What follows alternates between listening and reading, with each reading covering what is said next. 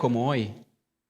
Y ese es el desafío del expositor, de transmitir no lo que el expositor quiere, sino de transmitir con la mayor pureza el banquete que está delante de nosotros, de la Escritura. Así que vamos a orar y vamos a abrir la palabra allí en Levítico capítulo 23. No sé si tenemos la presentación, Daniel, ¿sí? Vamos a orar. Señor, en esta hora nuevamente te reconocemos como el protagonista, Señor, la razón por la cual estamos aquí.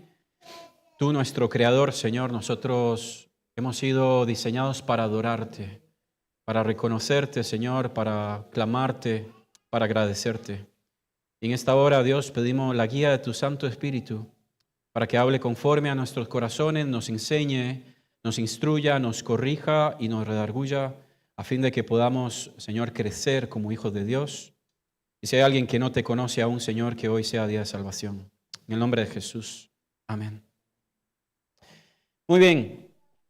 Pues, como decía Manolo, me tomo allí de las palabras. En las últimas décadas o por años, cada año hay mucha polémica. Tenemos que tomar la cena con una copa o con unos vasitos. ¿El pan tiene que tener levadura o no? ¿Lo hacemos de día o de noche? ¿Sí? ¿Navidad se festeja en diciembre o se festeja en marzo o en junio? La verdad, hermanos, es que cuando el creyente pierde el tiempo en estas cosas es porque está desalineado de la esencia que hay detrás de todo esto. Por ejemplo, lo que acabamos de celebrar recién son símbolos y lo vamos a ver en lo que tenemos hoy en la Escritura, capítulo 23 de Levítico. Si nosotros nos aferráramos a celebrar la Pascua, ¿sí? Entonces tendría que ser el matzá, es decir, esa especie de tortilla o de pan sin levadura. Tendrían que estar las 4 copas, tendrían que estar los 3 matzá en el medio, tendríamos que sentarnos y a recostarnos uno encima del otro. Y como detalle, no tendría que ser de mañana, tendría que ser de noche porque es la cena del Señor, ¿no? Entonces, hay mucha polémica en cuanto a esto. Y como mencionaba Manolo, es verdad que en el concepto social nosotros le damos o se inclina una importancia muy grande en cuanto a... Daniel, si no se puede transmitir, no hay problema. Me interesa más que lo podamos ver. Gracias, hermano. Así que le damos mucha importancia a lo que es el tema de la Navidad, ¿sí? Y la verdad, hermanos, es que yo, por ejemplo, soy uno que amo la Navidad, me encanta. Pero la Navidad nosotros no festejamos o no recordamos una fecha, sino un hecho, que es distinto, ¿sí? En algún momento del año el Señor Jesús nació. Nosotros podemos decir con toda certeza que no es el día 25 de diciembre. Eso tiene un contexto histórico basado en un aspecto pagano del Imperio Romano, ¿sí? Pero el Señor en su soberanía se sirve de cualquier instrumento y de cualquier medio para que su nombre sea proclamado y sea predicado. Así que si el mundo secular de alguna manera reconoce o recuerda esa fecha como el nacimiento de Jesús, al menos todavía nuestra generación, ¿cuánto más lo debe hacer la iglesia del Señor? ¿Sí? Otra vez, no recordando o festejando una fecha, sino un hecho. Pero bueno, esa es la polémica que hay con respecto a la Navidad, ¿no? Distinto es... Y acá hago un énfasis, que creo que también ha habido un problema histórico, cultural, donde si hay una fecha, si hay una semana, si hay un momento donde los cristianos, los hijos de Dios, deberíamos estar fervientes, ¿sí? Recordando y proclamando a Jesucristo, es esta fecha en calendario exacto, ¿sí? Para eso... Necesitábamos allí la visual, pero entre tanto vamos a leer el texto, ¿sí? Vamos a leer el texto en Levítico, capítulo 23. ¿Sí? Y vamos a leer hasta el versículo, el tema de hoy va hasta el versículo 14, pero tiene implicancias hasta el versículo 15 y 16. Así que vamos a leer Levítico capítulo 23. Dice, habló Jehová a Moisés diciendo, habla a los hijos de Israel y diles, las fiestas solemnes de Jehová, las cuales proclamaréis como santas convocaciones serán estas. 6 días se trabajará, mas el séptimo día será de reposo. Santa convocación, ningún trabajo haréis, día de reposo es de Jehová en donde quiera que habitéis. Estas son las fiestas solemnes de Jehová, las convocaciones santas, a las cuales convocaréis en sus tiempos. El mes primero, es decir, el mes de Nisán, en el calendario judío, a los 14 del mes, entre las 2 tardes, ¿por qué dice entre las 2 tardes? Génesis, capítulo 1, dice el Señor, y fue la tarde y la mañana del primer día. Y fue la tarde y la mañana del segundo día, porque en el calendario judío el día no empieza en la mañana, sino empieza en la tarde. ¿Sí? Por eso acá Moisés está escribiendo y dice que el día 14, ¿cuándo empieza el día 14? En fecha 14, en la tarde, hasta la siguiente tarde. Seguimos leyendo. Dice, gracias, Jasi. Dice, versículo 5, en el mes primero, a los 14 días entre las 2 tardes, Pascua es a Jehová. Allí vemos la primera fiesta. Seguidamente, y a los 15 días, es decir, a partir del día siguiente, de la tarde siguiente, de este mismo mes, es la fiesta solemne de los panes sin levadura a Jehová. Por 7 días comeréis panes sin levadura. El primer día tendréis santa convocación, ningún trabajo de siervos haréis, y ofreceréis a Jehová 7 días ofrenda encendida. El séptimo día será santa convocación, ningún trabajo de siervo haréis. Y habló Jehová a Moisés diciendo, habla a los hijos de Israel y diles, cuando hayáis entrado en la tierra que yo os doy, ya les está profetizando y les está confirmando que ellos van a entrar a la tierra prometida. Ellos en este momento están en Egipto, son esclavos. Dice, cuando hayáis entrado en la tierra que yo os doy y seguéis su mies, traeréis al sacerdote una gavilla por primicia de los primeros frutos de vuestra siega. Y el sacerdote mecerá la gavilla delante de Jehová para que seáis aceptos. El día siguiente del día de reposo la mecerá. Es decir, el día siguiente al Sabbat. ¿Sí? Número 12. Y el día que ofrezcáis la gavilla, ofreceréis un cordero de 1 año sin defecto en holocausto a Jehová. Su ofrenda será 2 décimas de efa de flor de harina amasada con aceite, ofrenda encendida a Jehová con olor gratísimo. Y su libación será vino, la 4ª parte de un hin. No comeréis pan, ni grano tostado, ni espiga fresca hasta este mismo día, hasta que hayáis ofrecido la ofrenda de vuestro Dios. Estatuto perpetuo es por vuestras edades en donde quiera que habitéis.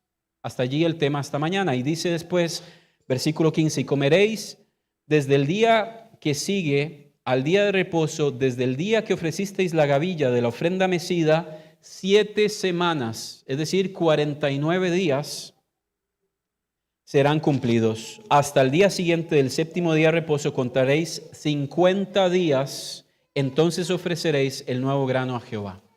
¿Sí? Muy bien, hermanos, el tiempo apremia, así que vamos a ir al tema. Como veis allí, entonces, hoy recordamos y celebramos al Mesías. Hoy, exactamente en calendario lunisolar. El capítulo 23 de Levítico presenta el calendario de las fiestas solemnes a Jehová. En los próximos minutos, hermanos, vamos a ver las 3 primeras fiestas según el calendario judío que encontramos en la Escritura. La primera la leímos en la Pascua, la segunda tiene que ver con los panes sin levadura y la tercera tiene que ver con la fiesta de las primicias. ¿Sí? Todas estas fiestas se festejan en esta semana, en el calendario judío. establecidas por Dios, no solo celebramos estas fiestas, sino que también son señales proféticas. Todo tenía un cumplimiento en Cristo Jesús. ¿Os acordáis lo que hemos mencionado en varios estudios por varios años? Todo el Antiguo Testamento apunta a Cristo. Todo el Nuevo Testamento depende de Cristo, ¿sí? Así que todo el Antiguo Testamento, a pesar que el Señor Jesús en este momento aún no se había hecho carne, sino que la segunda persona de la Trinidad eterna, autoexistente, autosuficiente, aún no había tomado cuerpo de hombre, pero Él ya se está revelando a través de todos estos acontecimientos que tendrían su cumplimiento profético en Jesús. ¿Sí? Así que el calendario bíblico, lo que vemos acá, va de la mano al reloj cronológico también de Israel. Por eso es tan importante todo lo que sucede en Israel. ¿Sí? ¿Por qué? Porque es un reloj cronológico. No es casualidad todo lo que estaba pasando. Israel rodeado de enemigos, y la Biblia dice que Israel es la niña de sus ojos. Entiéndase, en este aspecto hay que saber también diferenciar, hermanos. No hablamos de política, no hablamos de Netanyahu, no hablamos de Donald Trump, no hablamos de política. Hablamos del cuidado espiritual de Dios de forma soberana para el pueblo de Israel. ¿Sí? Es de eso de lo que hablamos. Algunos creyentes tienen confusión y entonces entremezclamos conceptos políticos, ideas, no, que Netanyahu dijo y entonces defendemos a Israel. No. Hay que saber diferenciar y pasarlo por el prisma, ¿sí?, de la palabra. Por eso es importante conocer la palabra. El calendario judío es lunisolar, ¿sí? No es únicamente lunar, se basa en los ciclos de la luna, cada mes según las fases de la luna, pero también se ajusta al ciclo solar para mantener las fiestas del calendario judío en las estaciones agrícolas, ¿sí? Vamos a ir a la siguiente. Bien, gracias, Daniel. Allí, en la imagen, como veis, en el estudio, en la predicación esta mañana, hermanos, vamos a ver simultáneamente estos tres aspectos. Primero tiene que ver con el periodo agrícola, que va de la mano a la estación del calendario que responde al lunisolar, como hemos mencionado. Esa estación agrícola va a hacer alusión a la fiesta judía que acabamos de leer en el texto. En este caso, la fiesta de la Pascua, la fiesta de los panes sin levadura y la fiesta de las primicias. Y a su vez, todo este conjunto tendrá su cumplimiento perfecto en la persona de Cristo. ¿Sí? Así que como leímos en el texto, podemos ver allí la línea del tiempo y como en el día 14 se festeja la Pascua. Entre los días 15 y 21, ¿sí?, entonces se celebraba los panes sin levadura. Y en ese periodo, después del Sabbat, entonces se festejaba el día de las primicias o la fiesta de las primicias. Pasarían 7 semanas, 49 días, y en el día 50 vendría la cuarta fiesta, que es el día o la fiesta del Pentecostés, ¿sí?, que tendríamos que estudiarla después totalmente aparte, porque ese es un capítulo mucho más amplio, ¿sí? Así que estos son los tres aspectos que quiero que tengamos en cuenta: periodo agrícola, fiesta judía y cumplimiento en Cristo. Así que por eso la Pascua, el Pesaj, ocurre siempre en luna llena. No sé si habéis visto, ¿no? Porque la Semana Santa un año cae a mediados de marzo, otro año cae a finales de marzo, principios de abril. ¿Por qué? ¿Por qué? Porque no va de la mano al calendario greco-romano basado en gregoriano y que estipuló Julio César 58 años antes de Cristo, sino que está basado en el calendario lunar, ¿sí? El calendario que hoy tú y yo tenemos, que hoy es 5 de febrero, por ejemplo, está basado en el calendario que constituyó y ratificó el Papa Gregoriano VIII en el siglo, en el año 582, en el siglo, sí, en el 582, 1582, por Gregoriano VIII. A propósito, por ejemplo, ¿por qué tenemos meses que se llaman julio? Por Julio César. ¿Por qué después de julio sigue agosto? Por Augusto César. Y así sucesivamente. Todo el tema del calendario que nosotros tenemos es un calendario que está basado sobre el calendario greco-romano, que a su vez le antecede Persia, Babilonia, a Grecia, inclusive Egipto. Todo surge de allí.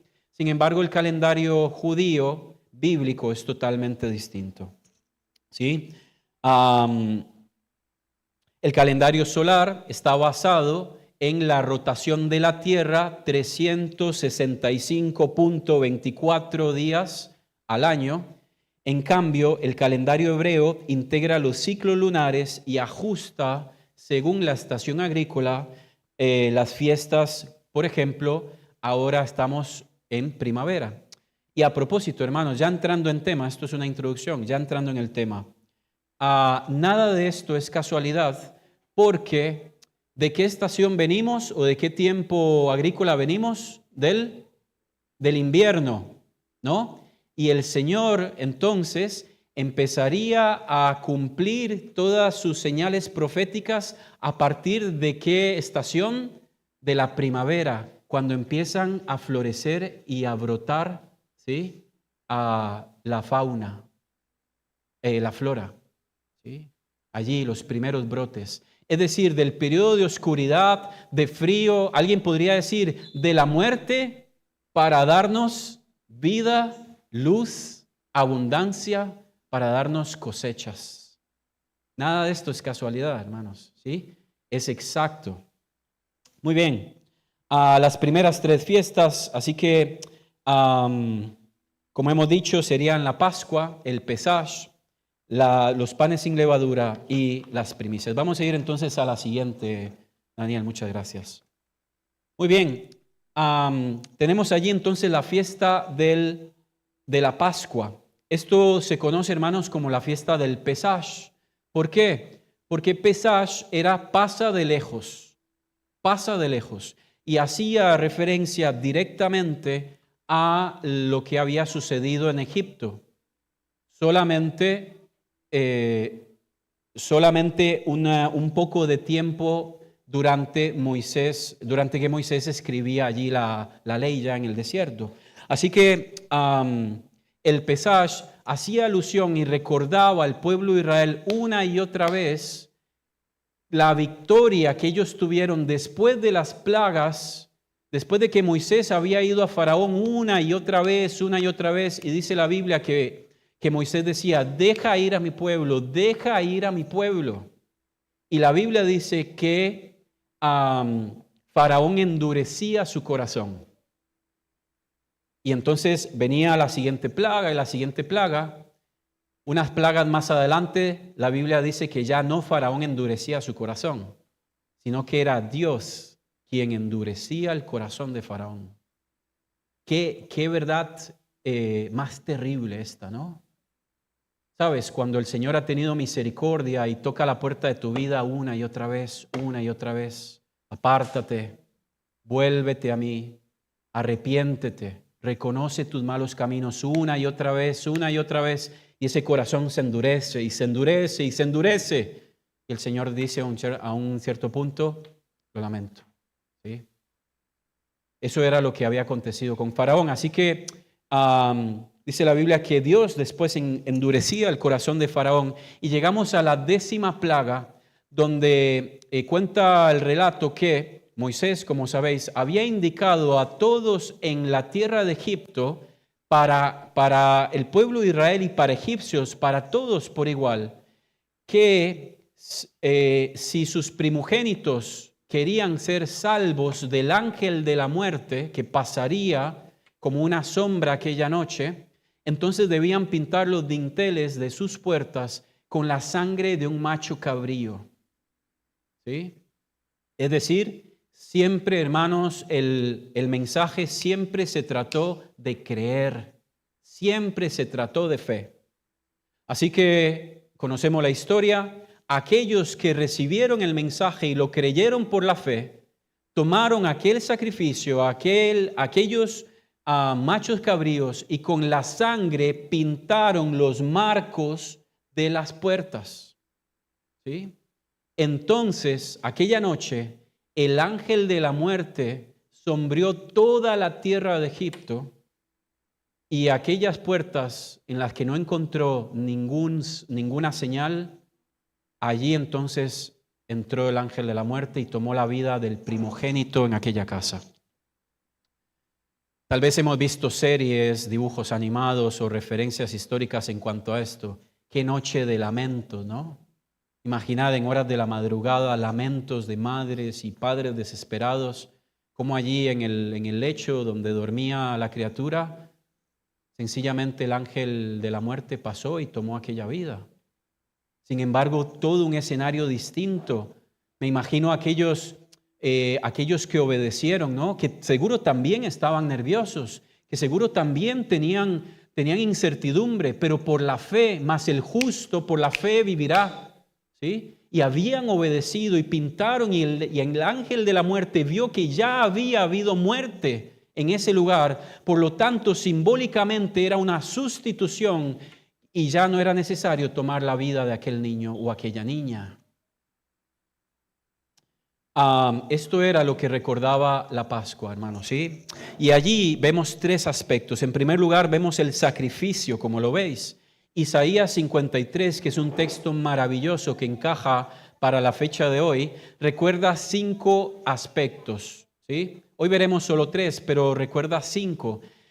Isaías 53, en realidad el relato poético en hebreo, en original, empieza en los últimos 3 versículos del 52.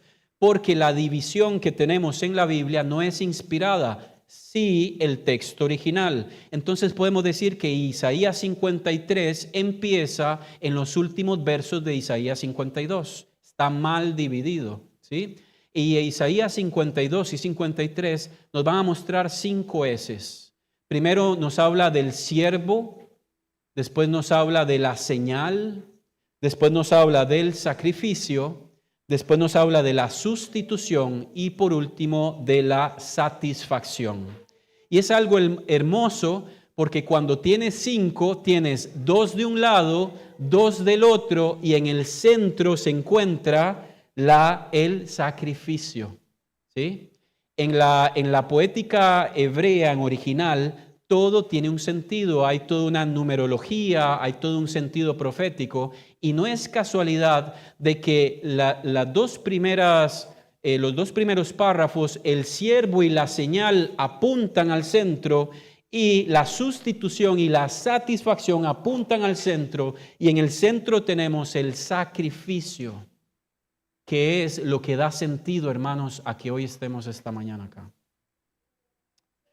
El sacrificio, hermanos, tenía que ver con este cordero, ¿no?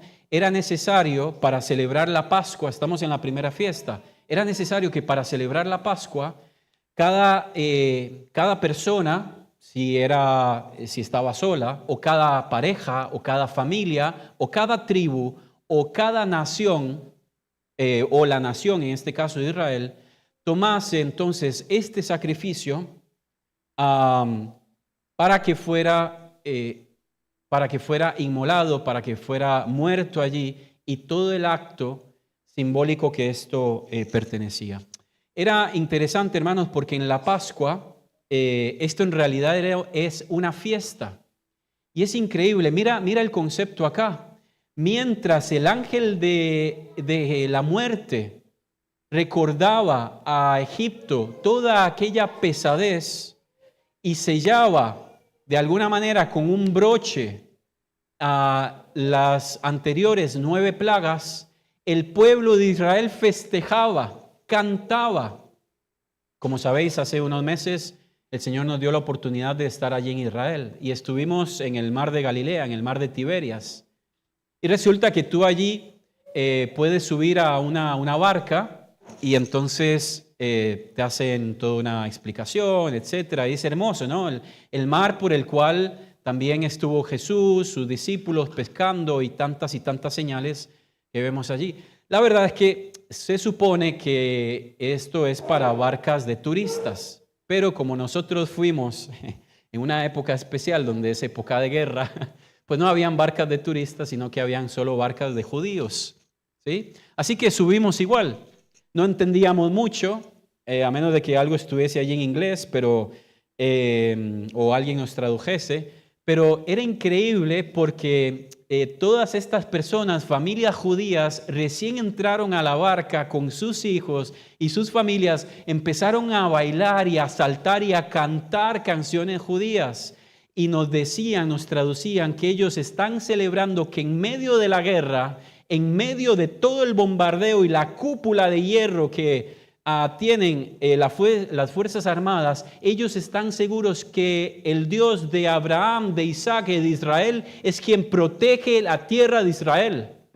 Y ellos festejaban y nosotros estábamos ahí flipando, ¿no? En un momento ya te da también por saltar y por festejar. Entonces es increíble porque la fiesta de la Pascua era esto. Mientras otros recordaban la pesadez, Israel festejaba de que había sido salvo, de que había sido libre del pesaj, del ángel de la muerte que pasa de lejos. La fiesta de la Pascua también tenía que ver con sentarse a la mesa y a comer. Y yo mencionaba en otra ocasión que esto me hace recordar un argentino cuando hace un asado. Sí, como sabéis, yo tengo raíces también argentinas muy arraigadas y no hay nada más religioso que ver a un asador, a un argentino, un cocinero, preparar un asado. Esto es como el que prepara la paella, ¿no? Que es todo un rito y todo, ¿no? Pues de la misma forma, en la comida esta de la Pascua era un asado. Estaba la carne allí y la ley decía o dice que tenía que ser consumido o consumado todo el animal. Todo tenían que comérselo. No podía sobrar nada. ¿Sabéis por qué? Porque el sacrificio tiene que ser suficiente. No puede sobrarme nada del sacrificio simbólico que representaba aquel animal. A propósito, ¿no será que de Jesús nos sobran algunas cosas? Algunas cosas las abrazamos y otras no. Porque en aquel sacrificio, ¿sí? Yo entiendo que Él se sacrificó por mí, yo entiendo que Él tomó mi lugar, que Él fue mi sustituto, pero cuando Él me pide a mí obediencia o me pide que yo entregue, no estoy dispuesto. Porque yo de la Pascua quiero comer solo lo que me gusta, pero lo que no me gusta no. Era necesario, hermanos, que de aquel sacrificio se consumara todo. Y la ley decía que si llegaba a sobrar algo, imagínate, ¿no? Mi esposa y yo comprábamos un animal para festejar la Pascua. Y claro, ¿no? Yo quizá me podía comer la mitad, pero a mi esposa, ¿cómo va a ser? Entonces, ¿qué hacíamos con lo demás? Bueno, se tenía que repartir entre las personas que tenían necesidad o, en su defecto, se tenía que quemar. No podía sobrar nada, nada. ¿Por qué? Porque esa era la lección. El sacrificio es suficiente. Y yo te quiero decir esta mañana que si tienes alguna sombra de duda, Jesucristo es absolutamente suficiente para ti. Y si crees esto y lo abrazas por la fe, no hay forma de que descartes nada de Jesucristo. Y si es así, hermanos, esto es un análisis y una introspectiva a nuestro corazón de decir qué parte del sacrificio de Jesucristo estoy dejando de lado porque no me gusta. En Argentina recuerdo cuando me dijeron, mira, estos son los riñones, estas son las entrañas, esto es la lengua, esto es la pezuña, esto es, ¿no? Y la verdad es que habían cosas que a mí no me gustaban. Pero la verdad es que allí en Argentina se comen todo. A diferencia con la Pascua, hermanos, y en este aspecto de Jesucristo todo es suficiente y no me puede sobrar nada. En segundo lugar está allí la sustitución. No solamente es el sacrificio, sino que la sustitución. Y acá, hermanos, esto lo hemos compartido en alguna clase. También lo hemos compartido y charlado inclusive con pastores, con líderes, con ancianos. Acá hay una gran confusión porque en original se diferencia el concepto de propiciación y expiación. ¿Sí? Propiciación significa de que Dios había soberanamente estipulado como un simbolismo de sustitución, simbólicamente, un animal, para que a través de la sangre, de la muerte de aquel animal, la ira del Padre fuese propicia, ¿sí? Fuese propiciada. Toda la ira del Padre era propiciada porque simbólicamente el Padre miraba el sacrificio de aquel animal. Pero ese sacrificio no era un sustituto perfecto. Por lo tanto, allí no había expiación de pecados. Allí había propiciación de pecados, porque expiar significa quitar el pecado de en medio. No está más. No existe más aquel pecado. Nadie podía expiar el pecado sino la persona de Jesucristo en un sustituto perfecto y absolutamente legal. En el Antiguo Testamento, hermanos, no encontramos expiación. Lo que encuentras es una mala traducción. Y lo vuelvo a repetir para las redes sociales, ¿sí? En el Antiguo Testamento no encontramos expiación. Lo que encuentras es una mala traducción. En el Antiguo Testamento lo que hay es simbólicamente que Dios, su ira era propiciada y calmaba de alguna forma porque Él soberanamente lo había diseñado así. A veces es tan difícil comprender esto. A diferencia, hermanos, ¿sí? Mira que el ángel de la muerte en los dinteles de la puerta pasó de lejos. Pero ¿sabes dónde no pasó de lejos? En la cruz. En la cruz el ángel de la muerte no pasó de lejos. Era necesario que el justo muriese por los injustos. Que el que no conoció el pecado por ti y por mí fuese hecho pecado y fuese consumado la paga del pecado, la muerte. Era necesario, hermanos, que Jesucristo fuese el sustituto, ya no simbólico, sino el sustituto perfecto. Lo hemos estudiado acá también con Jacob alguna vez. Por eso Jesucristo es 100% Dios, 100% hombre, porque legalmente tenía que ser un hombre que tomase mi lugar legal y jurídicamente ante un juez soberano y perfecto. No podía ser otra especie, no podía ser un animal, no podía ser un ángel, no podía ser ni tan siquiera él solo en su faceta de Dios. Tenía que ser él hecho hombre para que un hombre tomase lugar por los hombres. Porque la Biblia dice, Romanos, que así como el pecado entró, como la muerte entró, ¿sí?, a través de un hombre, el pecado, asimismo por un hombre, ¿sí?, asimismo la salvación, la liberación. ¿Veis el cuadro? La sustitución, hermanos, en la Pascua era simbólica. En Jesucristo es expiación. Él quitó el pecado. Y todo esto para ir a este tercer aspecto que tiene que ver con la satisfacción. La justicia de Dios era enteramente satisfecha. Solo la sangre del macho cabrío podía satisfacer al ángel de la muerte aquella noche. No podían ser Padres Nuestros, Aves Marías, no podía ser un rosario, no podía ser una procesión, no podía ser nada de esto. Hoy en día, hermanos, no hay nada que pueda satisfacer el corazón de Dios si no es que el hombre y la mujer vengan a Jesucristo, le reconozcan como Salvador y Señor y caminen conforme a sus preceptos como Él nos invita a hacerlo. Esto llena el corazón de Dios. No hay ninguna obra, no hay ningún otro sacrificio fuera de esto que yo pueda hacer. Puedo caminar de rodillas de aquí a la Sagrada Familia y eso no vale de nada. no vale de nada, porque antes era necesario el sacrificio perfecto, la sustitución perfecta, porque solo eso podía traer satisfacción al corazón de Dios. Muchas veces, hermanos, caemos en el orden equivocado. Quizá estamos cumpliendo algún tipo de sacrificios, pensando que, como dice el dicho, ¿no? El que peca y reza empata, sustituye, y entonces esto trae satisfacción. Pues en realidad no es así. ¿Sí? ¿Cuáles son los actos o las obras que tú piensas que de alguna manera satisfacen a Dios o quizá peor aún y más profundo, escucha, satisfacen nuestra conciencia, solo para calmar nuestra conciencia? Esto no era la Pascua. ¿Sí? Preguntas, ¿qué detuvo al ángel de la muerte? ¿Sabes qué lo detuvo? La obediencia del pueblo en aplicar la sangre. ¿Sabes qué no detuvo a la muerte en la cruz?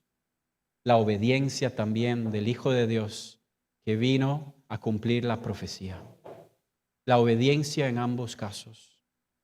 Juan el Bautista dijo, he aquí el Cordero de Dios, ahora sí en expiación, que quita, que expía, ya no aplaca más la ira, ya no calma, ¿sí?, el furor de Dios temporalmente por el pecado, ahora desaparece. No existe más porque Jesús no pagó los pecados cuantitativos, sino que Él cargó el pecado, toda la maldad. Él llevó cautiva la cautividad. ¿Sí?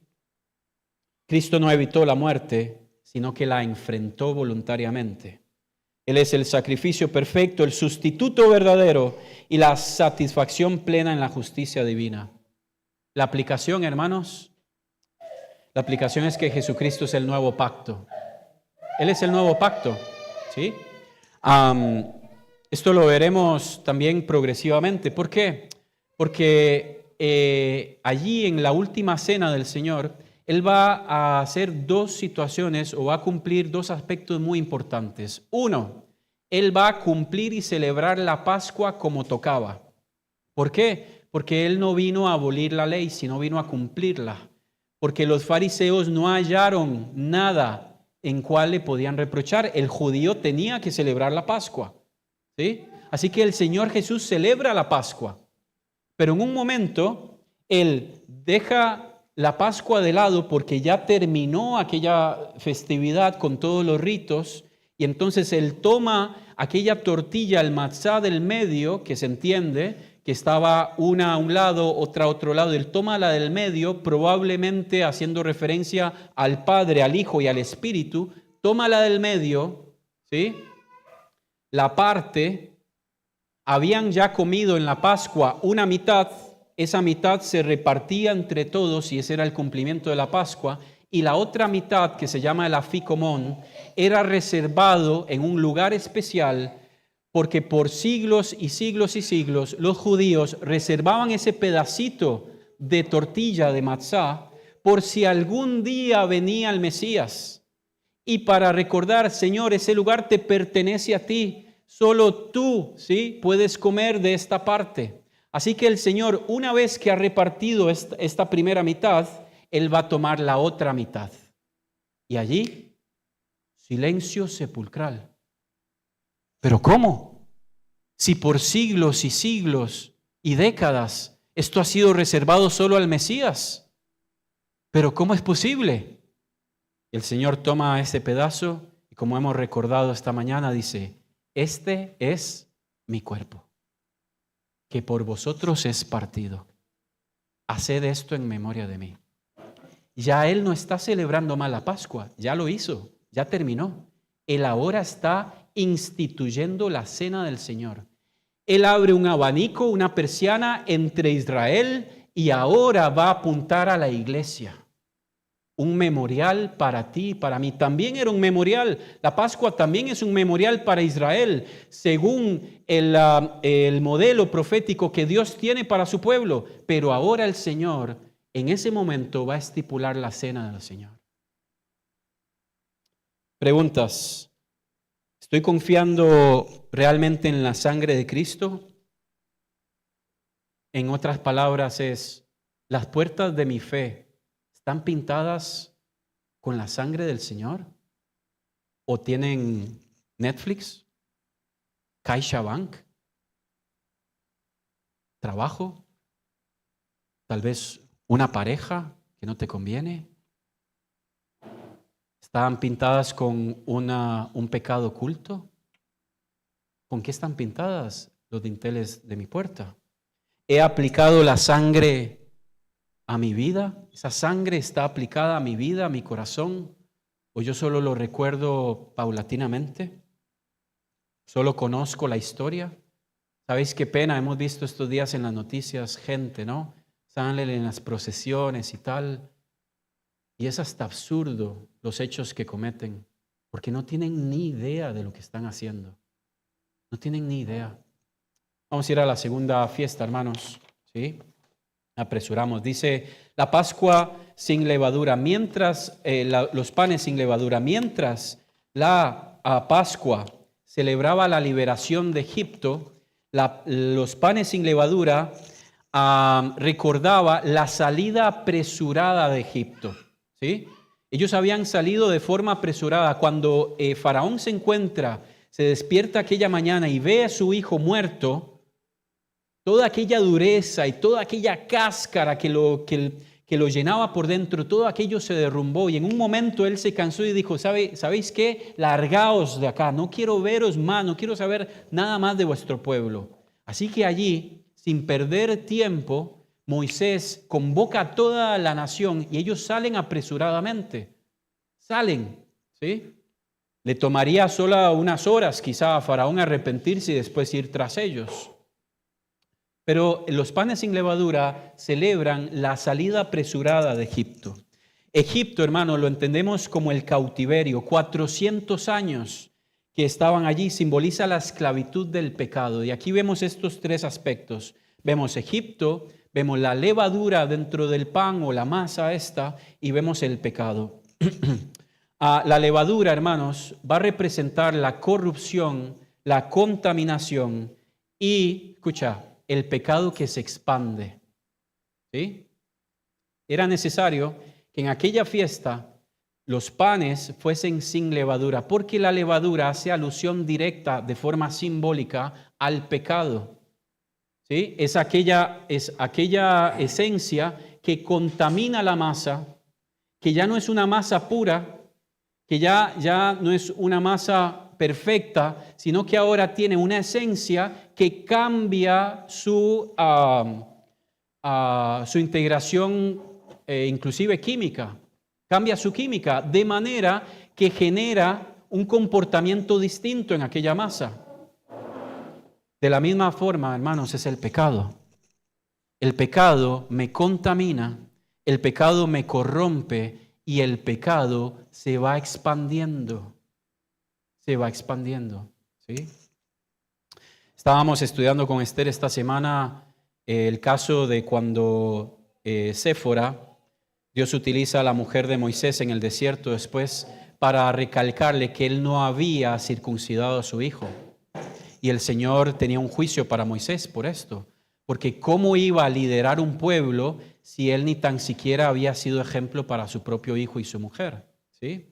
Y veíamos que un aspecto es que los judíos, Dios había mandado a Abraham que el niño judío varón tenía que ser circuncidado, es decir, tenía que tener un corte en el prepucio de su miembro como una señal. Esto tenía que ser al 8º día de su nacimiento.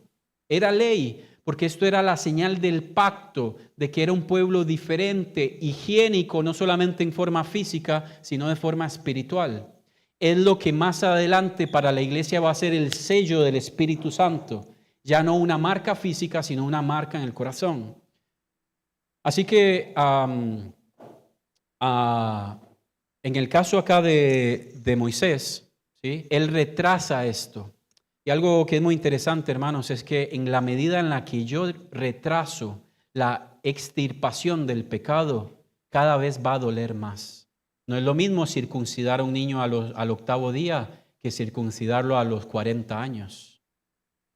¿Sí? Decía un orador por allí, ¿no? Si no veríais a un hermano allí caminando como vaquero, ¿no? Por un mes. No es lo mismo, a un nene, ¿sí? Pues llorará, pasará una mala noche, dos, una semana, pero entre más temprano se hace aquella incisión, es más rápido el periodo de sanación. Sin embargo, entre más tardes, dolerá más y será más profundo. Así que la levadura, hermanos, el pecado, no solamente me corrompe, no solamente me contamina, sino que se expande. Y la pregunta esta mañana, hermanos, es, ¿qué levadura hay en tu vida que se está expandiendo? En esta mañana, el Señor te recuerda una vez más que tu vida debe ser un pan sin levadura. Esta frase que os he compartido antes, el pecado te lo ofrece todo, te da poco y te deja sin nada. 1 Corintios, no hace falta buscarlo, 5, 6 al 8, dice, un poco de levadura, Pablo, dice, leuda contamina toda la masa. Nosotros somos llamados a ser nueva masa, a vivir en sinceridad y en verdad, dice Pablo, ¿sí? Así que, hermano, la fiesta de los panes sin levadura recordaba al pueblo de Israel que ya no valía más aquella esclavitud en Egipto. Basta de aquellos 400 años, basta de aquel fantasma que te persigue por años y años, aquella idea, aquella situación en la que fallaste, basta. Eso ya no tiene más poder sobre ti, sino que ahora eres una nueva masa. Una masa donde no se leuda la levadura, porque no hay contaminación ni corrupción en ella. En Cristo ya no somos una masa contaminada, somos una nueva creación. Preguntas. ¿Qué levadura estoy tolerando en mi vida? Yo conozco cuáles son las levaduras en mi vida. Y necesito cada día, cada semana, presentarla delante de Dios. Porque la verdad es que esta levadura es algo que nace innato en nosotros, ¿no?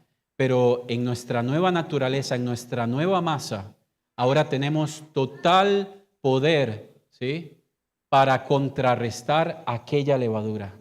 Si consumimos o permitimos que aquella levadura se expanda, es porque le estamos dando lugar a nuestra carne. Pero ya nuestra carne para el Hijo de Dios no tiene más poder sobre nosotros. Ahora reina con poder y gloria el Espíritu Santo, del cual somos su templo, y tenemos autoridad para declarar a nuestra carne y refrenarla y decir, no permito que esa levadura se expanda. Hasta aquí, hermanos, hemos visto la fiesta de la Pascua, la fiesta de los panes sin levadura. Algunas aplicaciones prácticas. Identifica y elimina hábitos que contaminan como la levadura tu vida espiritual. Practica una vida de integridad. Lo que eres en lo privado y en público debe coincidir. Tiene que tener relación lo que eres en privado y lo que eres en público. Y hermanos, y aquí la vara de medir es altísima. Es altísima, porque es verdad que en nosotros la doble cara, la hipocresía, muchas veces nos inunda, y sobre todo en esta sociedad. Esta sociedad nos incita a ser personas de doble cara y hasta de triple cara a veces. Por último, hermanos, las primicias, ¿sí? Las primicias. Hemos visto los panes sin levadura, la Pascua, los panes sin levadura, y por último, como hemos leído ahí en el texto, las primicias. Y las primicias, hermanos, celebraban la gratitud de que el Señor ya les había prometido la tierra. Ellos no estaban en la tierra aún, pero el Señor ya les había prometido de que un día entrarían en la tierra. ¿De qué dependería ese día? Pues de la obediencia que el pueblo tuviese. Acá hay dos conceptos que intervienen y vamos centralizándonos en esta fiesta para terminar. Una es el Bikurim. El Bikurim tenía que ver con las primeras cosechas. ¿Os acordáis? Periodo agrícola, fiesta judía, cumplimiento en Cristo. Así que el Bikurim eran las primeras cosechas, ¿sí?, de todos aquellos productores No solamente cosechas agrícolas, sino también las primicias en cuanto a los ganados, a los frutos, a cualquier tipo de trabajo tenía que ver, el bicurín era lo primero, ¿sí? ¿Cuáles eran tus primeros resultados, tus primeras ganancias? Pero ¿sabéis qué vemos acá? Que el Señor lo que pedía, y esta gavilla que leímos en el texto, que el sumo sacerdote Mesías en celebración de esta fiesta, no solamente era el bicurín, no solamente era lo primero, sino era lo mejor de lo primero. Eran las primicias de las primicias, ¿sí? No era solamente venir a Dios con lo primero, era dentro de aquella cosecha escoger y decir, Señor, yo no solamente te doy lo primero, sino yo te doy lo mejor, la excelencia dentro de lo primero. Esta era la diferencia. No era cualquier cosa. Algo que nos hace pensar en esto es un ejemplo que vemos en el Génesis. Algunos dicen que el nombre dentro de un pedido de ofrenda que pidió Dios allí en los primeros capítulos, esto tiene que ver con la historia de Caín y Abel. Algunos dicen que el nombre Caín en su original es un nombre que está muy cercano, muy parecido a la palabra poseer, aferrarse, agarrar, ¿sí? Qué curioso que cuando el Señor pidió una ofrenda a Caín, parece que como si su nombre hubiese tenido sentido, ¿no? Porque él en lugar de obedecer se aferró. Él no le dio al Señor las primicias, mucho menos el reshit. No solamente no le dio el bicurín, no le dio lo primero, mucho menos lo mejor de lo primero. Por eso el Señor después lo llamó. Y por eso él se llenó de envidia y de celos. Sin embargo, su hermano Abel, quien su nombre también en original está muy cercano a la palabra vaciarse. ¿Vieron cuando en Lamentaciones dice Salomón, dice, vanidad de vanidades, todo es vanidad. Vanidad de vanidades, todo es vanidad. Eso se traduce como vacío de vacíos, todo es un vacío. Salomón está escribiendo en un concepto negativista o fatalista, ¿sí? Sin embargo, es la misma palabra vacío allí que se utiliza y muy parecido al nombre Abel. Así que mientras el nombre Caín significa aferrarse, poseer, agarrar, el nombre Abel significa vaciarse, entregar, despojarse. Así que en el día de las primicias, hermanos, era necesario que el pueblo de Israel se despojara, porque esto iba a apuntar siempre a la persona de Cristo, el cual se despojó a sí mismo, ¿sí? Él no le dio, él no entregó la tercera y la cuarta cosecha y lo que sobrase.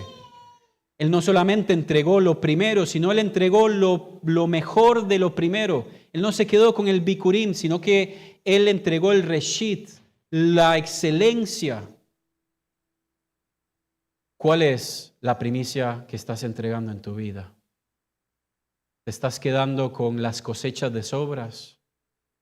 ¿Qué es lo que das al Señor? Y no me refiero al dinero, me refiero a tu corazón. ¿Qué es lo que entregas? Dios no mira solo la ofrenda, Dios mira el corazón. Porque de alguna manera, permitidme decir que si Caín, ¿no? De alguna manera Dios hubiese visto su corazón y él por ignorancia hubiese llevado, en lugar del animal y el sacrificio que pedía el Señor, hubiese llevado otra cosa, pero quizá con un corazón distinto, de alguna manera el trato de Dios quizá pudo haber sido distinto, diferente, pero no es así. Él tenía envidia. Él fue al Señor con las obras.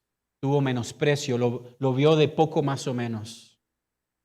Como la gente esta semana, ¿no? Al Señor lo ven de poco más o menos. En la Pascua, ¿no? Repito un par de rosarios, un Ave María, un Padre Nuestro. Hago una desfilada y si te vi después en el año, no me acuerdo. No me interesa. las cosechas de segunda y de tercera calidad. Hermano, nosotros los hijos de Dios estamos llamados a dar al Señor lo mejor de lo primero.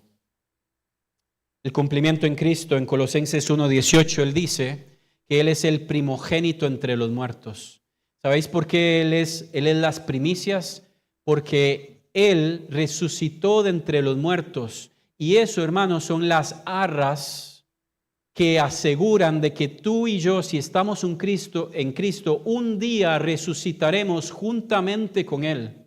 Así como el Espíritu Santo es las arras de la herencia que dice que tú y yo somos propiedad de Cristo, así también que Él haya resucitado entre los muertos hoy en fecha calendario según los astros del cielo, que se cumple exactamente el día de hoy, de la misma manera son las arras que te aseguran de que un día corporalmente vas a resucitar, porque ya resucitó el primogénito entre los muertos y la muerte ha sido vencida y la tumba está vacía. ¿Y dónde está, oh sepulcro, tu victoria?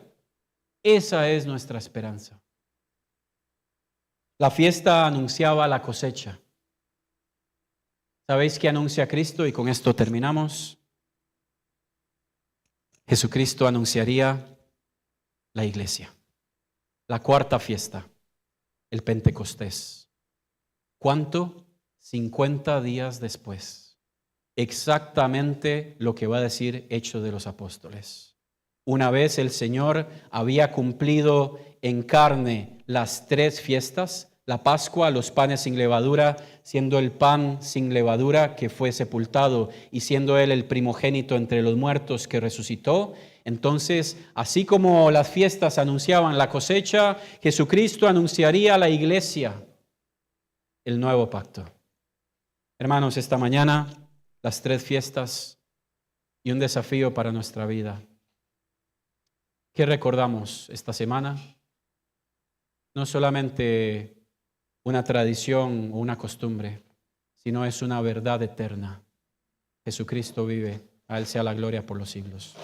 Señor, en esta hora te damos las gracias por tu palabra y gracias por el desafío que encontramos en ella. Señor, te adoramos y seas tú digno de recibir toda nuestra alabanza en el nombre de Jesús. Amén.